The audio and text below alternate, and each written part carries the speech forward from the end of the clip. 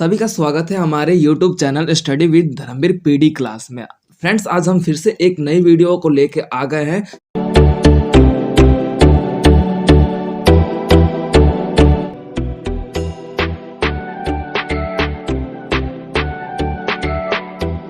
कि रचनावाद के प्रमुख मान्यताएं क्या है, जिसके अकॉर्डिंग आपका रचनावाद कंप्लीट होता है। फॉर एग्जांपल, रचनावाद का मतलब क्या होता है? देखो, एक होता है रचना। देखो, ये जो वाद शब्द है ना, ये पर्टिकुलर ये वाद उसमें लगता है जब विचारधारा की बात आ जाती है। फॉर एग्जांपल, आपका बोल सकते हो कि न्यूटन न्यूटन ने थर्ड लॉ दिया था, तो उसकी विचार लॉ कहलाता है। ठीक है, यानी कि जिस प्रकार से हमारे पॉलिटिकल में भी कुछ दार्शनिक होते हैं, कुछ विद्वान होते हैं, जिन्होंने पॉलिटिकल की व्याख्या देते हुए उन्होंने कुछ कुछ परिभाषाएं किसी वर्ड्स को एक्सप्लेन किया। जैसे कि आपके मॉर्गन थाउ हो गए, जो आपके बोल सकते हो मार्क बर्नेट हो गए, माइकल बर्नेट हो गए, मॉर्गन थाउ हो गए, यानी कि पूरा नाम उनका हंस मॉर्गन थाउ, जिन्होंने यथार्थवाद की व्यवस्था को आगे बढ़ाया था। तो जैसे कि आपके बोल सकते हो कि कैनेथ वॉल्ट्स हो गए, जिन्होंने नव यथार्थवाद की विचारधारा को आगे बढ़ाया था। तो वैसे ही उन्होंने जिस प्रकार से अलग अलग विचारधाराओं को आगे बढ़ाने वाले लोग ही आपके वाद के रूप में संबोधित किया जाता है, कि उनकी विचारधारा ही आपका देखा जाता है वाद को संबोधित करता है, यानी कि वो बोल सकते हो कि उस पर डिपेंड होता है। ठीक है, क्लियर है यहाँ तक सभी को कि वाद का मतलब क्या होता है? वाद का मतलब ही आपकी विचारधारा होती है। पर्टिकुलर क्या होती है? विचारधारा। ठीक है, अब जैसे कि गांधीवाद या फिर गांधीवादी, इट मीन्स कि क्या है? गांधी के विचारधाराओं पर चलने वाले लोग, या फिर जो गांधी के दिए गए निर्देशानुसार विचारधारा को अपनाने वाले लोग ही गांधीवाद कहलाते हैं। ठीक है, अब जैसे नेहरूवाद यानी कि जवाहरलाल नेहरू के दिए गए विचारधाराओं को या फिर उनके द्वारा दिखाए गए मार्गदर्शनों पर चलने वाले लोग ही आपके नेहरूवाद कहलाएंगे। क्लियर है कि वाद का मतलब क्या होता है? अब उसके बाद हमारा रचनावाद। देखो, रचनावाद की पहले मान्यताएं को हम भूल जाओ, स्किप कर लो। पहले हमें क्वेश्चंस के जो वर्ड्स होते हैं, पर्टिकुलर एक एक वर्ड्स को क्लियरिफाई करना है कि आपका क्या है। हम डायरेक्ट प्रमुख मान्यताएं पे नहीं चल जाएंगे। आपके क्वेश्चन पे आपका जो परिभाषा आएगा, पहले हम आपके रचनावाद को एक्सप्लेन करेंगे कि रचनावाद होता क्या है। फॉर एग्जाम्पल, मैंने एक ये जैसे बोल दिया कि एक बॉक्स बनाया, या फिर जो भी बना लो, कि इसे कुछ भी बना सकते हो, उसी बाल्टी का शेप मैंने दे दिया, ये सोच लो। ठीक है, तो ये इसकी मैंने क्या किया? एक रचना की है। ठीक है, क्या कर दी भाई? रचना कर दी। अब जैसे मैंने ए फॉर एप्पल लिखा, जैसे कि ये मैंने लिखा, तो भाई ये भी इसकी रचना है। अब जैसे कि कोई भी, अब हमारा संविधान लिखा गया है, संविधान भी एक रचना है। ठीक है, और उसी की विचारधारा पर चलने वाले लोग ही आपके वाद के रूप में संबोधित होते हैं। ठीक है, तो जैसे कि मैंने ये शब्द लिखा, फॉर एग्जाम्पल डी मैंने लिखा। अब डी की मैंने रचना की है, और रचना कौन करता है? जो दार्शनिक होते हैं, जो बड़े बड़े विद्वान होते हैं, जिन्होंने मतलब फुल ऑफ स्टडी की हो। जैसे कि आपके तुलनात्मक राजनीति को परिभाषित करने वाला विद्वान अरस्तु था, जिन्होंने 158 देशों की स्टडी की थी, कॉन्स्टिट्यूशन की स्टडी की थी, कि भाई तुलनात्मक राजनीति होता क्या है, यानी कंपैरेटिव गवर्नमेंट क्या होता है। उन्होंने इस चीज की रचना की थी, तो वही आपकी रचनावाद कहलाता है। जैसे कि मैंने अभी बोल दिया, फॉर एग्जांपल मान लो कि मैंने क्या कर दिया, अब जैसे डी लिख दिया, तो डी भाई मैंने नहीं रचना की, ये मेरे से रचना की, वो मैंने लिखा है। लेकिन जब किसी शुरुआती व्यवस्था की रचना होती है, जब पहला पहला पहल होता है, वो आपका रचना कहलाता है। और वो वाद तब जुड़ता है जब उसे लोगों द्वारा अपनाया जाता है। फॉर एग्जाम्पल, जैसे कि मान लो कि आपकी ग्रेविटी का फोर्स, यानी कि ग्रेविटेशनल जो फोर्स है, उसको स्थापित करने वाला जो भी विद्वान है, कौन था?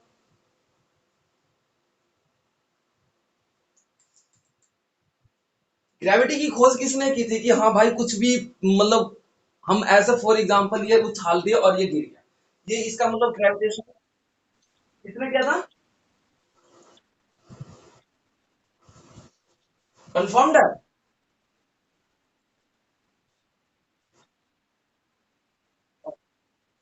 ठीक है, तो ये बताओ कि लोगों ने उसने फोर्स को, जितने भी स्टूडेंट है म्यूट हो जाओ, बोल के म्यूट हो जाओ। अब उन्होंने इस चीज की रचना मतलब खोज किया। खोज मतलब रचना ही किया ना, जैसे बोल सकते हो कि उन्होंने खोज किया। Good morning. और उस स्थिति में ये बताओ कि जो भी उन्होंने खोज किया कि भाई कुछ भी मैं उछाल रहा हूं और ये नीचे गिर रहा है, ये प्रोसेस है। यानी कि हमारा धरती के नीचे कुछ ग्रेविटेशनल फोर्स है जिसके कारण वो नीचे गिर रहा है। तो इसकी खोज करने के लिए क्या लोगों ने एक्सेप्ट कर लिया था? स्टार्टिंग में एक्सेप्ट कर लिया था? कोई भी चीज जिसकी रचना होती है लोगों के द्वारा एक्सेप्ट नहीं किया जाता, उसको वैज्ञानिकी तौर पे सत्यापित किया जाता है, उसे मतलब एक प्रूफ के एंगल में दर्शाया जाता है, तभी जाकर लोगों के द्वारा उसे एक्सेप्ट किया जाता है। ठीक है, दैट्स क्लियर। यहाँ पे सभी स्टूडेंट को क्लियर हो गया। अब ये आ जाता है रचनावाद। रचनावाद को भी जब हम किसी चीज की रचना करते हैं तो उसे खोज परख, उसका अध्ययन करते हैं, एनालिसिस करते हैं, डीप स्टडी करते हैं। ठीक है, उसके बाद ही आपका क्या होता है, रचनावाद की व्याख्या को आगे बढ़ाया जाता है। तो देखो रचनावाद में कुछ महत्वपूर्ण परिभाषाएं देख लेते हैं। परिभाषा की बात कर लेते हैं तो ये आपका लिखने का एक पैटर्न होता है किसी भी क्वेश्चंस को, तो हमें परिभाषा को है। रचनावाद से हमारा अभिप्राय यह है कि जब किसी व्यवस्था में उसका एक नया स्वरूप ढाला जाए या फिर एक नया स्वरूप की बात की जाए तो वो रचनावाद कहलाता है। उदाहरण के तौर पे जैसे यथार्थवाद आया, उदारवाद आया, मार्क्सवाद आया, तो इनकी रचना की गई, यानी कि ये एक रचना के रूप में है। तो यही आपका रचनावाद कहलाता है, जिसके अंतर्गत हम ये देखते हैं कि अगर यथार्थवाद की बात कर लेते हैं तो बाद में उसे नव यथार्थवाद में रचित किया गया, यानी कि रचना की गई। ठीक है, पहले आपका क्या आया था, यथार्थवाद आया था, फिर धीरे धीरे क्या आया, आपका बोल सकते हो कि नव यथार्थवाद में यथार्थवाद को जोड़ दिया गया। ठीक है, यानी कि यथार्थवाद से ही नव यथार्थवाद का उदय हुआ या फिर जन्म हुआ। क्लियर है यहाँ तक? तो ये आपका रचनावाद कहलाता है। ठीक है, अब जिसके अंतर्गत हम ये देखते हैं कि रचनावाद अलग अलग स्थानों पर तथा जरूरतों को ध्यान में रखते हुए हमें किसी चीज की रचना करने की आवश्यकता होती है। फॉर एग्जाम्पल, अब जैसे कि हमारा देखा जाता है संविधान है, संविधान की रचना क्यों की गई भाई, बता सकता है कोई? एनीवन स्टूडेंट,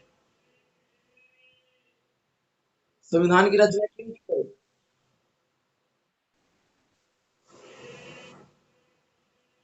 संविधान की रचना क्यों की गई? हाँ जी, बोलिए बोलिए, बिल्कुल बोलिए।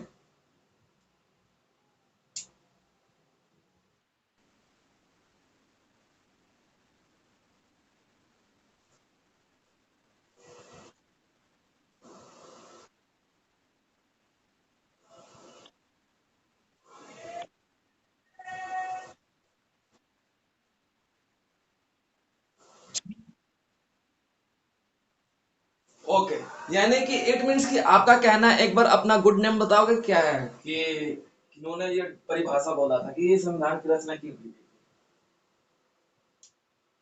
संविधान की रचना सिमरन तोमर, ओके, वेरी गुड, बहुत अच्छा बताया सिमरन तोमर आपने।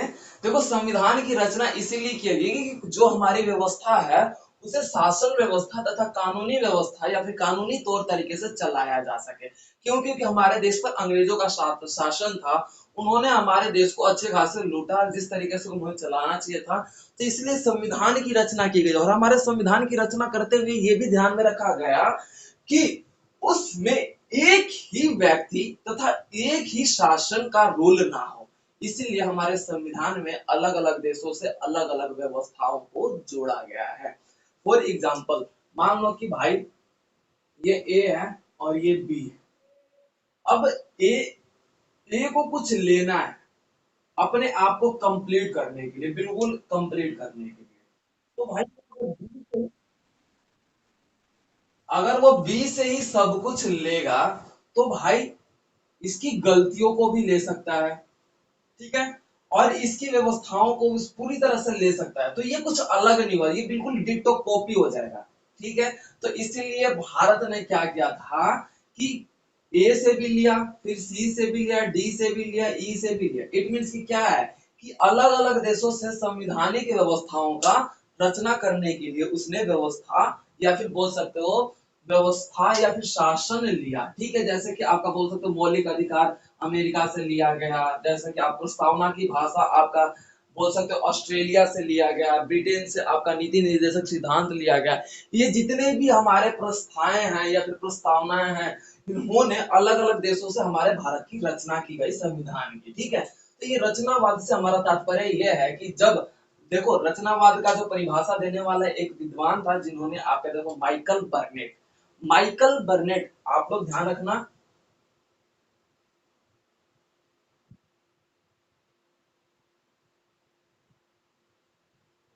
माइकल बर्नेट के द्वारा दिया गया रचनावाद का परिभाषा, जिसके अंतर्गत हम ये देखते हैं कि जब एक देश या फिर कोई भी विश्व का देश जब अपनी व्यवस्थाओं को ध्यान में रखते हुए आगे बढ़ता है, तो वो जरूरतों को ध्यान में रखते हुए अपने कानूनी व्यवस्था में रचना करता है, उसे ही रचनावाद कहा जाता है। ये था आपका माइकल बर्नेट का।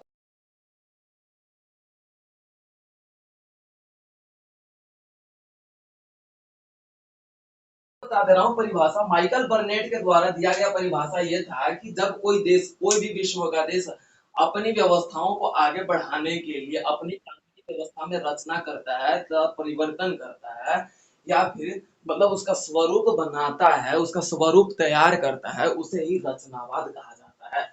उदाहरण के तौर पे ये देख लीजिए, जब हम अंतरराष्ट्रीय संबंध को बनाते हैं, तो अंतरराष्ट्रीय संबंध को बने इंटरनेशनल रिलेशनशिप को बनाने के लिए हम कुछ महत्वपूर्ण पहलुओं पर वर्क करते हैं, लाइक दैट आपका व्यापार के कारण हम अंतरराष्ट्रीय संबंध को बनाते हैं, आपका बोल सकते हो कि ट्रांसपोर्ट के एंगल में राष्ट्रीय संबंध को बनाते हैं, शांति को बरकरार रखने के लिए राष्ट्रीय संबंध को बनाते हैं। तो ये भी रचनावाद कहलाता है। तो माइकल बर्नेट ने यही कहा था कि जब हम अपने देश के साथ दूसरे देश के साथ भी जब हम अपनी व्यवस्था तथा कानूनों को सुधार करने के लिए और विकास करने को ध्यान में रखते हुए जब हम किसी से भी जुड़ते हैं, तो वो आपका रचनावाद कहलाता है, और ये माइकल बर्नेट के द्वारा दिया गया परिभाषा था। That's clear. तो ये था आपकी परिभाषा। अब बात कर लेते हैं प्रमुख मान्यताएं। देखो मान्यताएं मतलब जैसे कि फॉर एग्जाम्पल, मान्यताएं मतलब होता क्या है। आपने कई बार देखा होगा किसी भी मतलब एडवर्टाइजमेंट, कभी और दीवारों पे एडवर्टाइजमेंट होता है किसी स्कूल का कि दिल्ली सरकार द्वारा मान्यता प्राप्त, लिखा है, किसी ने देखा है ऐसा कुछ?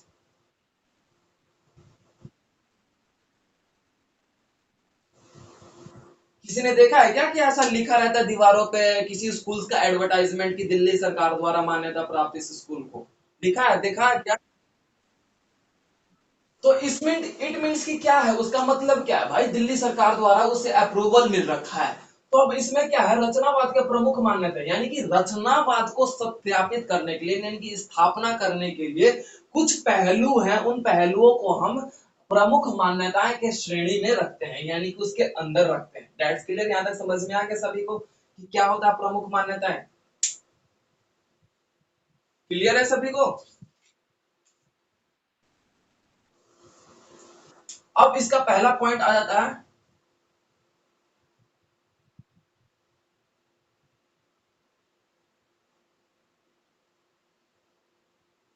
वैचारिक कारक। वैचारिक यानी कि विचारिक, यानी कि थिंकिंग, यानी कि थिंकिंग, जैसे मान लो कि हम रचनावाद क्यों करते हैं, यानी कि जब हमारा वैचारिक कारक हो, यानी कि बोल सकते हो कारक, बोल सकते हो कि पॉइंट्स हो, कारण हो। अब जैसे कि मान लो कि मेरे को किसी चीज की रचना करनी है, फॉर एग्जाम्पल मेरे को खाना बनाना, आप लोग खाना बनाते हो, अब आप लोगों को भी बनाना आता होगा, तो खाना बनाना है, तो मैं अभी ये खाना बनाने की रचना कर रहा हूँ ना, तो क्यों कर रहा हूँ भाई, उसका वैचारिक कारक क्या है? भाई मेरा वैचारिक कारक ये है कि मैं उस खाना को खाना है, इसलिए मैं खाना बना रहा हूँ। तो उस सिचुएशन में अब ये बताओ कि वैचारिक रचनावाद का वैचारिक कारक क्या हो सकता है, मतलब रचनावाद का वैचारिक कारक क्या हो सकता है, बताओ।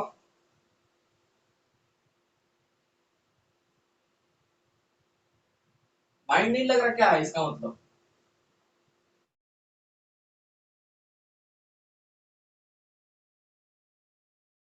एक कारक है ना, जिसके अंतर्गत आपके चार पॉइंट्स आते हैं, ये चार पॉइंट्स के अंदर ही आपके वैचारिक कारक कंप्लीट होते हैं। पहला क्या है, देश व्यवस्था को मजबूत करना, ठीक है। कोई भी हम रचना अपने थिंकिंग के कारण कर पाते हैं, ठीक है।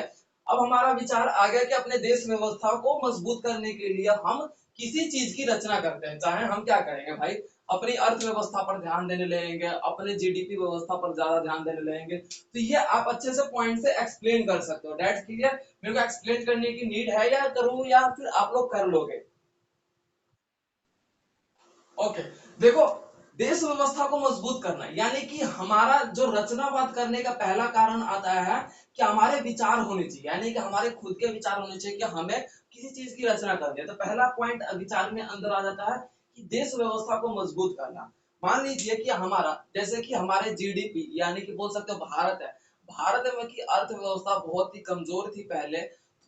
विचार किया गया कि भारत की अर्थव्यवस्था को भी मजबूत किया जा सके, ताकि हमारा देश भी अलग देशों के साथ या फिर जो विकसित देश है उनके साथ जुड़ के वो भी अपना विकास करने में सक्षम हो जाए। इसीलिए देश व्यवस्था को मजबूत करना ये आपका वैचारिक कारक का पहला पॉइंट बनता है। उसके बाद अर्थव्यवस्था को बढ़ाना। अब हमारा सेकंड पॉइंट या फिर हमारा सेकंड पॉइंट क्या विचार क्या आता है कि भाई हमारे देश की अर्थव्यवस्था भी ना स्ट्रॉन्ग होनी चाहिए। उसके कारण हमें क्या उद्योगों पे ध्यान देना चाहिए, हमारे जो बोल सकते हैं द्वितीय और तृतीय क्षेत्र के जो सेक्टर हैं उन पर ध्यान देना चाहिए। आपकी चिकित्सा व्यवस्था को मजबूत करना चाहिए, शिक्षा व्यवस्था को मजबूत करना चाहिए, ताकि लोग शिक्षित हो सके और अपने अर्थव्यवस्था के प्रति जागरूक हो सके। ये आपका सेकंड पॉइंट आता है वैचारिक कारक के अंतर्गत। उसके बाद आपका थर्ड आता है आपका शांति बनाए रखना। देखो, कोई भी देश क्यों ना हो, चाहे कोई भी एक इंसान, शांति के बिना वो जीवित नहीं रह सकता लंबे समय तक। कोई भी अपना डेवलपमेंट शांति के बिना नहीं कर सकता। फॉर एग्जाम्पल, हम यहाँ पे क्लास ले रहे हैं, मैं अभी आप लोगों को क्लास दे रहा हूँ। फॉर एग्जाम्पल, यहाँ पे शांति नहीं होती, फॉर एग्जाम्पल साइलेंट वे नहीं होता, यहाँ पे कोई बगल में डीजे बजा रहता है, तो अब ये बताओ कि क्लास पॉसिबल था लेना?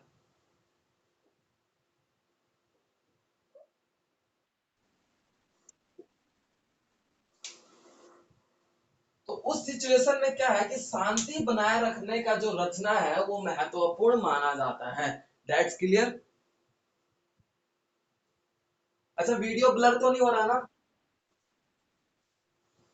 अब उसके बाद हमारा फोर्थ पॉइंट आ जाता है अंतरराष्ट्रीय व्यवस्था की पहचान। अंतरराष्ट्रीय व्यवस्था की पहचान, जैसे कि देखो, रचनावाद हम तभी करते हैं जब हमारा अंतरराष्ट्रीय व्यवस्था की पहचान हो सके। अब हमारा देश है, किसी चीज की रचना क्यों करेगा? ताकि हमारा अंतरराष्ट्रीय व्यवस्था की पहचान बन सके।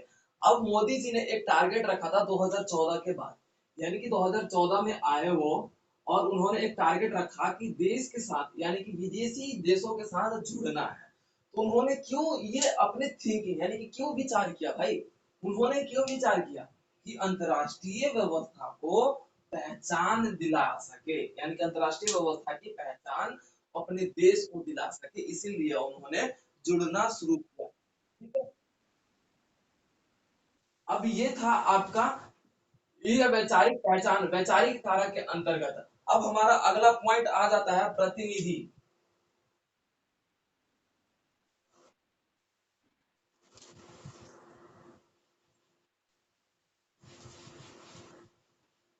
अगला point आपका आ जाता है प्रतिनिधि यार।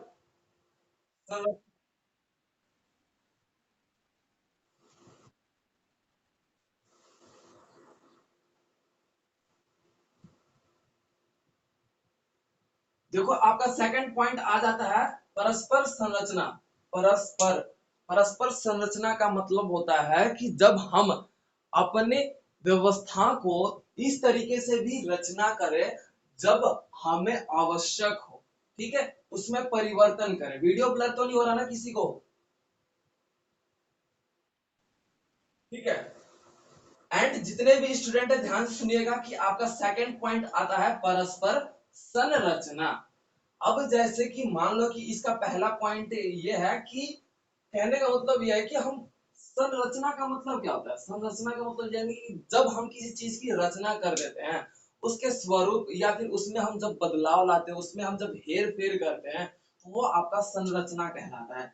जैसे कि आपका संविधान की रचना हो चुकी थी, ठीक है, अब उसमें हम क्या करते हैं, जब हम कुछ स्वरूप में बदलाव करते हैं, चाहे आर्टिकल्स में चेंजेस ला देते हैं या फिर अनुच्छेद जिसे बोलते हैं उसमें हम चेंजेस ला देते हैं, तो वो क्या है? परिवर्तन स्वरूप है, यानी कि हम उसके स्वरूप में बदल दिए।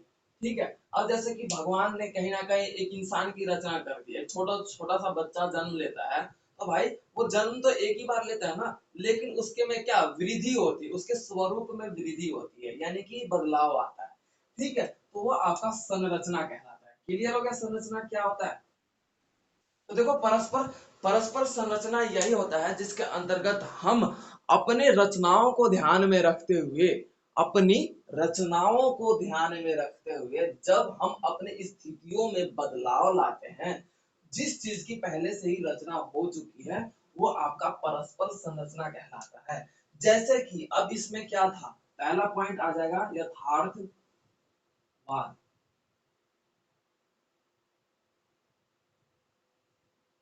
ठीक है।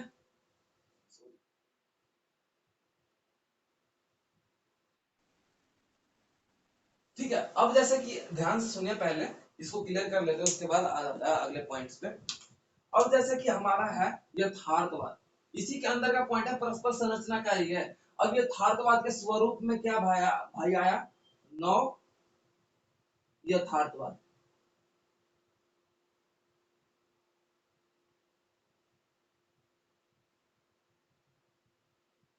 नौ यथार्थवाद आ गया। ठीक है। अब जो कि यथार्थवाद क्या चल रहा था भाई, वास्तविक घटनाओं पर या वास्तविक या फिर जो सच्चाई हो, जो रियल था, उस पर चल रहा था। लेकिन नव यथार्थवाद क्या चल रहा था भाई, राजनीतिक व्यवस्था से जुड़ा हुआ था, यानी कि राजनीति व्यवस्था, पॉलिटिकल एंगल से नव यथार्थवाद जुड़ा हुआ था। तो इस स्थिति में हम क्या कहेंगे कि जो आपके यथार्थवाद के स्वरूप में परिवर्तन लाया गया, वही है परस्पर संरचना। ठीक है, परस्पर संरचना का मतलब पता चल गया, जब किसी चीज की रचना की गई हो पहले से ही, और उसमें हम बदलाव लाते हैं, उसके स्वरूप में बदलाव लाते हैं। यानी कि पहले यथार्थवाद की रचना हंस मॉर्गन थाउ के द्वारा कर दिया गया, हंस मॉर्गन थाउ ने ही यथार्थवाद को आगे बढ़ाया। अब उसके बाद आपके केनेथ वर्ड्स जो आए, नव यथार्थवाद को लेके आ गया है। ठीक है, कि नव यथार्थवाद ये होता है। तो क्या हुआ भाई, यथार्थवाद का स्वरूप ही नव यथार्थवाद के रूप में देखा जाता है। ठीक है। अब जैसे कि मान लो कि एक छोटा सा बेबी जन्म होता है, जैसे मैंने आपको बता दिया, तो भाई उसकी रचना हो चुकी है। ठीक है, लेकिन अब वो धीरे धीरे बड़ा हो रहा है, धीरे धीरे दिन प्रतिदिन बड़ा हो रहा है, तो क्या उसके स्वरूप में बदलाव आया है, तो वही आता है परस्पर संरचना। ठीक है, परस्पर संरचना से हमारा अभिप्राय ये हो जाता है, मैं परिभाषा बोल दे रहा हूँ। परस्पर संरचना से हमारा अभिप्राय ये है कि जब हम अपनी आवश्यकताओं को ध्यान में रखते हुए, जब किसी चीज की रचना पहले से हो चुकी है, और जरूरत पड़ने पे समय अनुसार उसमें हम बदलाव लाते हैं, वो आपका परस्पर संरचना कहलाता है। जिसके अंतर्गत हम ये देखते हैं कि अंतर्राष्ट्रीय व्यवस्था को सत्यापित करने के लिए, अंतर्राष्ट्रीय व्यवस्था को सत्यापित करने के लिए जब हम अपने व्यवस्थाओं में परिवर्तन लाते हैं तथा उसमें बदलाव लाते हैं, तो वो आपका परस्पर संरचना कहलाता है। क्लियर हो गया सभी को कि परस्पर संरचना क्या होता है।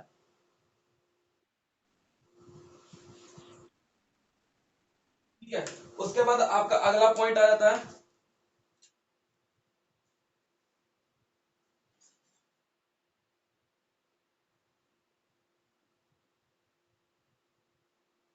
अंतरराष्ट्रीय अराजकता। ये आपका प्रमुख मान्यता का तीसरा पॉइंट है, अंतरराष्ट्रीय अराजकता। अंतरराष्ट्रीय अराजकता का मतलब क्या होता है, अंतरराष्ट्रीय अराजकता जैसे कि है, इसका मतलब क्या है।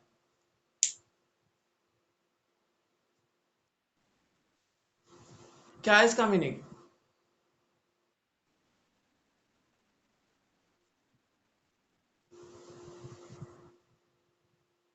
देखो, अराजकता का मतलब होता है कि हमारा राज ना हो, लेकिन हम खुद का अधिकार दिखाएं। जैसे कि पाकिस्तान हमारे कश्मीर पर दिखा रहा था, आपको भी पता है कि भाई कश्मीर हमारा, कश्मीर हमारा, कश्मीर हमारा है। ठीक है, सामने इट मीन्स कि क्या है कि जब सामने वाला आपकी बात को नहीं मान रहा, तो आप फिर भी उस पर अपना अधिकार दिखा रहे हैं, तो वो अराजकता कहलाता है। ठीक है, तो अंतरराष्ट्रीय अराजकता आप सोच रहे हो कि भाई रचनावाद की प्रमुख मान्यताओं में कैसे आ गया, यानी कि जहाँ पे रचना हो रहा हो और उसकी मान्यताएं हो, तो वहां पे अराजकता कैसे आ गई। तो देखो, ये आधुनिक समय की बात है। आप लोग भी पता है कि 1991 में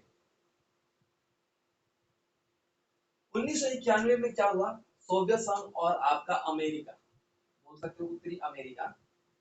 सोवियत संघ क्या था, आपका यूएसएसआर, यानी कि बोल सकते हो साम्यवाद को लेके आगे बढ़ा था, जो 1991। सभी को वीडियो ब्लर हो रहा है। ठीक है, अब जैसे सोवियत संघ 1991 में क्या हुआ भाई, उसका विघटन हो गया। तो 1991 के बाद किसका वर्चस्व आया? अमेरिका का। अब अमेरिका का वर्चस्व आया तो अमेरिका की अंतरराष्ट्रीय अराजकता वहां पर बढ़ गई। ठीक है, अब कैसे बढ़ी उसी को हम रचनावाद के रूप में देखते हैं। क्यों? क्योंकि भाई यहाँ पे क्या हुआ, एक नई व्यवस्था का उदय हुआ तो उसमें रचना हो गया ना। अब जैसे कि सोवियत संघ था और आपका अमेरिका था, भाई अब सोवियत संघ खत्म हो गया। फॉर एग्जाम्पल, एक सेकेंड, कहने का मतलब ये दो मार्कर है, अब ये दोनों मार्कर एक दूसरे से लड़ रहे हैं, ठीक है, तो ये क्या है, एक ये भी एक रचना है। लेकिन फॉर एग्जाम्पल ये ब्लू वाला हार गया, तो ये भी तो एक रचना है कि यहाँ पे एक नया व्यवस्था जन्म ले लिया, हुआ ना। पहले क्या था कि आपका सोवियत संघ क्या था, साम्यवाद को लेकर चल रहा था और ये भी पूंजीवाद को लेकर चल रहा था, तो दो विचारधारा थी, तो एक रचना वो भी था। लेकिन 1991 के बाद आपका क्या है कि अमेरिका यानी कि पूंजीवाद का उदय हो गया, तो वो एक पूंजीवाद व्यवस्था की रचना हो गई थी, महत्वपूर्ण या फिर बड़े पैमाने पे। क्लियर हो गया सभी को अंतरराष्ट्रीय अराजकता क्या है? अब इसकी बात कर लेते हैं। जैसे कि सोवियत संघ के विघटन के बाद आपका पूर्ण रूप से पूरे देश पर, पूरे विश्व के देशों पर आपका अमेरिका का वर्चस्व, अमेरिका की विचारधारा फैलते हुई नजर आ रही थी, जिसके तहत हम ये देख सकते हैं कि यहाँ पे अंतरराष्ट्रीय व्यवस्था में आपका पूंजीवाद का अराजकता देखने को मिलता है। क्लियर है पॉइंट? एवरीवन समझ में आ गया सभी को? क्या कह रहे हो आप? क्या कह रहे हो श्वेता आप?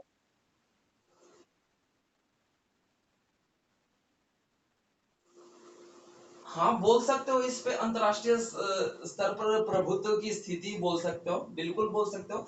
लेकिन देखो कुछ है, हमारे हर एक जैसे अंतरराष्ट्रीय व्यवस्था का प्रभुत्व, ये जो पॉइंट है ये आप किसी और क्वेश्चन में ऐड करना। क्यों? क्योंकि ये क्वेश्चन जैसे अंतरराष्ट्रीय अराजकता आप में किसी में ऐड नहीं हो सकता, यानी कि ये पॉइंट जरूरी नहीं कि सब में ऐड हो सकता है। लेकिन जैसे आपने बोला कि अंतरराष्ट्रीय व्यवस्था का प्रभुत्व की स्थिति, वो आपके दो तीन क्वेश्चंस में ऐड हो जाएगा, तो एक ही पॉइंट्स को दो तीन क्वेश्चन में ऐड करोगे तो एग्जामिनर क्या कहेगा कि हर क्वेश्चन में एक ही पॉइंट ऐड कर रखा है, तो इसलिए थोड़ा अलग अलग पॉइंट ऐड करना जरूरी है। क्लियर होगा श्वेता? ठीक है, तो यहाँ पे क्या हुआ भाई कि 1991 में आपका पूंजीवाद पूर्ण रूप से अंतरराष्ट्रीय अराजकता को देखते हुए नजर आया, तो वही आपका रचनावाद की प्रमुख मान्यताएं के अंतर्गत तीसरा ये आपका पॉइंट कंप्लीट होता है। दैट्स क्लियर सभी स्टूडेंट को?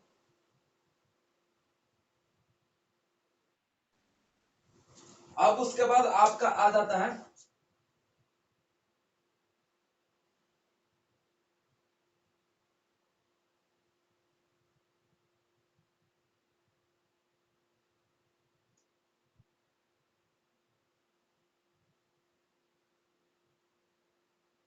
विकास व्यवस्था में तेजी।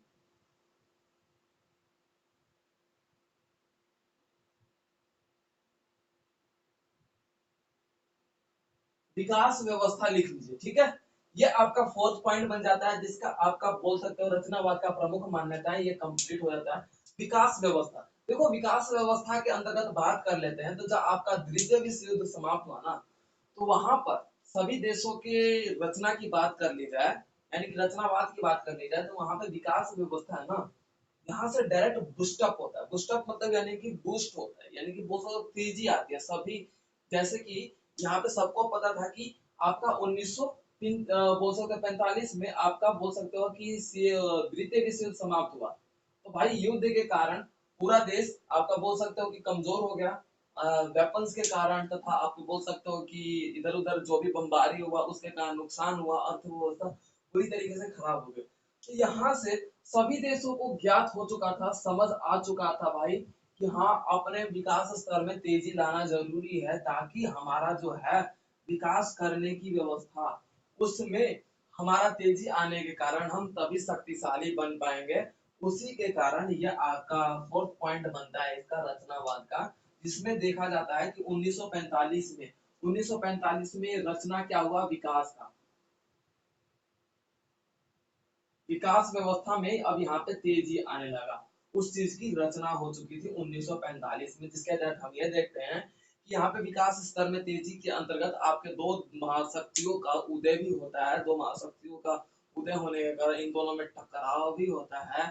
तृतीय विश्व युद्ध की स्थिति भी इन्हीं शक्तियों के कारण उत्पन्न होती है। लेकिन कहीं ना कहीं होते होते आपका तृतीय विश्व युद्ध की स्थिति टल भी जाती है। तो ये आपका विकास व्यवस्था है, जिसमें आपका देखा जाता है 1945 में बड़ी पैमाने पे तेजी आ जाती है। तो ये आपका रचनावाद का प्रमुख मान्यताओं का चौथा पॉइंट बनता है। That's clear. क्लियर हो गया सभी स्टूडेंट को? हेलो। तो ये आपके 4 पॉइंट थे, यानी कि प्रमुख मान्यताएं के। ठीक है। अब उसके बाद आपका आ जाता है आपके क्वेश्चंस के अकॉर्डिंग सारांश। अब इसमें जैसे कि अगर आप लाभ भी लिखना, क्वेश्चन अगर पूछा रचनावाद के प्रमुख मान्यताओं को समझाइए तथा इसके लाभों को वर्णित कीजिए, तो देखो लाभ आपका कुछ मैं बता देता हूँ। लाभ भी कर लीजिए ताकि क्वेश्चन आपको एक्स्ट्रा हो जाए। देखो रचनावाद का मतलब क्या है, रचनावाद के कारण क्या होता है, रचनावाद का लाभ क्या होता है। रचनावाद का लाभ क्या होता है बताओ आप लोग। अब भाई मैं किसी ये मार्कर की रचना क्यों की गई होगी, ये मार्कर की रचना हुई है तो क्यों की गई, लिखने के लिए हुई ना, तो वैसे ही बताओ ना।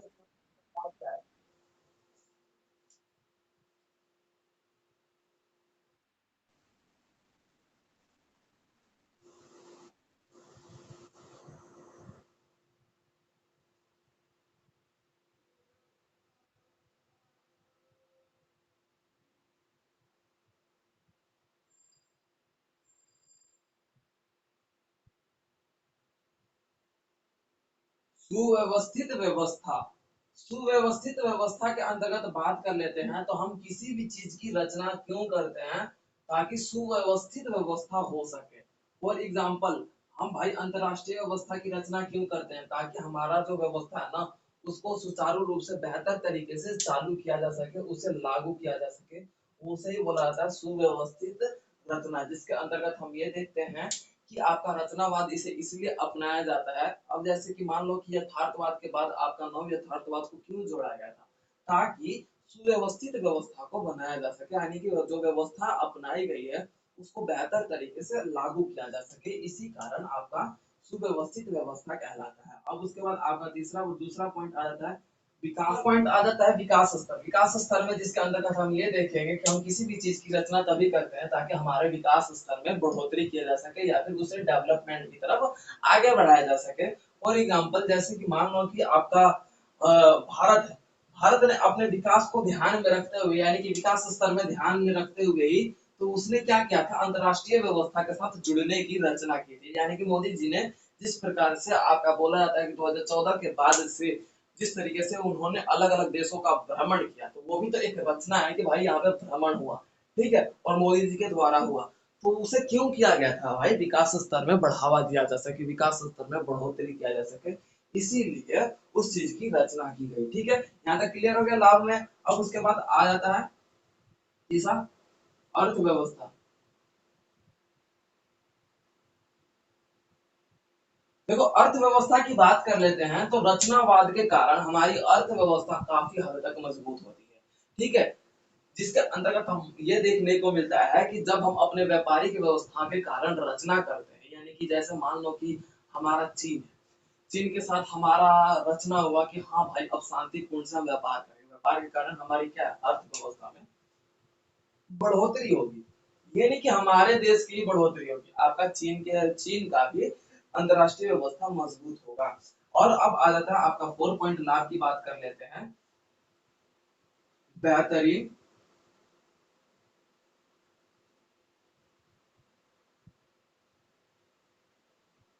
बेहतरीन व्यवस्था।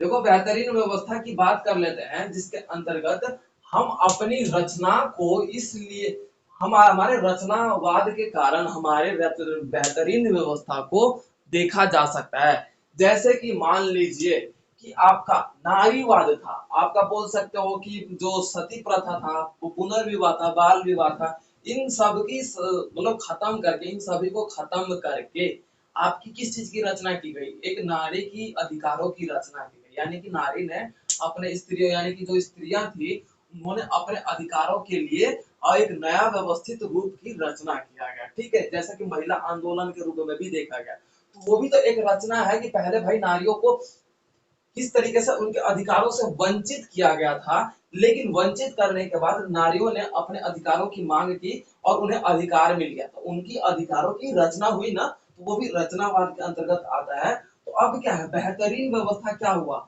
यानी कि नारियों की स्थिति में बेहतरीन व्यवस्था को हम अब देख सकते हैं, जिसके अंतर्गत अब देखा जाता है कि पर्टिकुलर एक स्त्री भी वो अधिकार प्राप्त कर रखी है, जो एक बोल सकते हो कि एक जो मानव है, जिसके अंतर्गत आपका देखा जाता है कि जिस तरीके से एक पुरुष ने अपने अधिकार प्राप्त किया, उसी तरीके से आपके मतलब बोल सकते हो महिलाओं ने भी उन्हें अधिकार प्राप्त है, तो उनके बेहतरीन व्यवस्था उनका हो चुका है रचनावाद के कारण। तो ये कुछ लाभ है, और भी बहुत सारे लाभ है, तो थोड़े बहुत आप अपने तरीके से अपने कॉन्सेप्ट को अकॉर्डिंग कर लीजिएगा।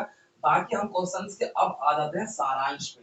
देखो, सारांश का मतलब होता है कंक्लूजन, जिसके अंतर्गत हम ये देखते हैं कि जो हमारा कुछ भी पॉइंट्स होता है, उसका छोटा सा एक अंश हमें बताना पड़ता है कि हमारा क्वेश्चन किस तरीके से है, या फिर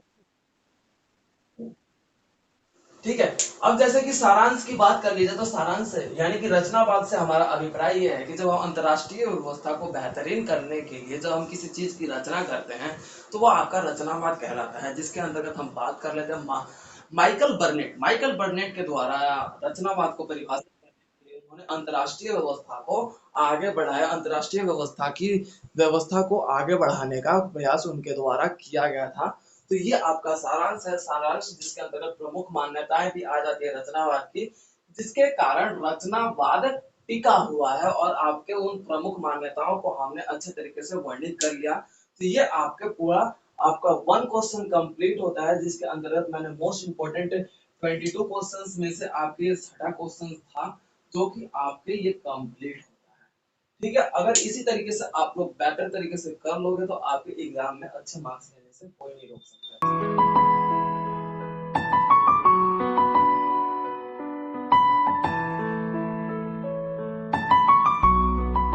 तो वीडियो को like, comment, share and subscribe करना ना भूलें।